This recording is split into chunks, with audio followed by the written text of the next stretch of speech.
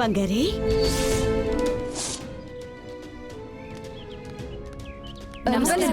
వెళ్ళండి వెళ్ళండి. అమ్మా, నువ్వెందుకమ్మా ఇక్కడికి వచ్చావు? పిలిచారు. నువ్వు ముందు రా అమ్మా. అయ్యో అమ్మా, ఎవరైనా చూస్తారేమో అమ్మా. అమ్మా, నువ్వెందుకమ్మా ఇక్కడికి వచ్చావు? లంచ్ ఉందంట, ఏదో హెల్ప్ కావాలి, కంపెనీ నుంచి రమ్మని చెప్పారు బంగారీ, అందుకే వచ్చాను. అది నీకు కాదమ్మా, దానికి వేరే వాళ్ళని రమ్మని చెప్పాను. నిన్నెవరమ్మా రమ్మన్నారు? నిన్ను కానీ చూశారు అంటే జాన్సమ్మ ఎంత టెన్షన్ పడతారో తెలుసు కదా. తిది రోజు ఎంత పెద్ద గొడవ అయింది, మర్చిపోయావా? మా నువ్వు నాతో ఫస్ట్ చెప్పుండాలి కదమ్మా. లేదు బంగారీ, అది ఏంటమ్మా నువ్వు? తొందరపడొద్దు అని నీకెన్నిసార్లు చెప్పాను? ఒక్కొక్క అడుగు ఆచితూచి వెయ్యాలి. తొందరపడ్డావంటే అంతే అమ్మా. నిన్ను చూశారంటే మొత్తం కథ క్లోజ్ అయిపోతుందమ్మా. కంపెనీ నుంచి నిన్ను తీసేస్తారు. లేదు బంగారీ. బంగారీ, అన్నయ్య.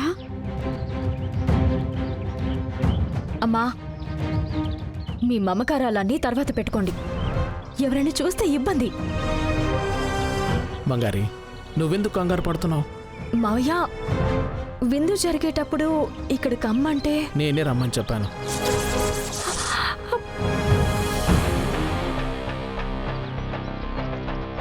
మీరా? దేనికి మావయ్య?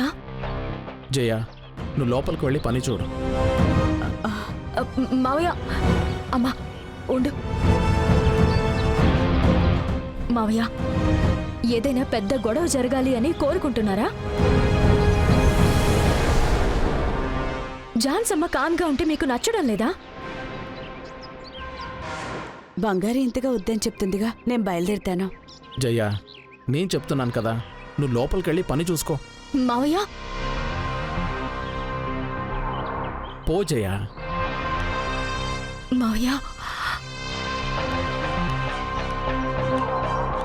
ఏం చేస్తున్నారు మావయ్య మీరు? బంగారీ, నేను ఒక కారణంతో రమ్మన్నాను. నువ్వు టెన్షన్ పడకు, భయపడకు, కూల్గా వెళ్ళి నీ పని చూసుకో. అమ్మ ఈ ఇంట్లో ఉండగా నేనెలా మావయ్య కూల్గా పని చేసుకోగలను?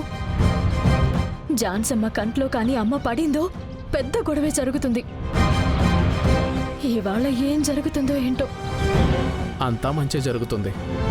వెళ్ళమ్మా, మామని చెప్తున్నాను కదా, నా మీద నీకు నమ్మకం లేదా? అలాగే మావయ్య.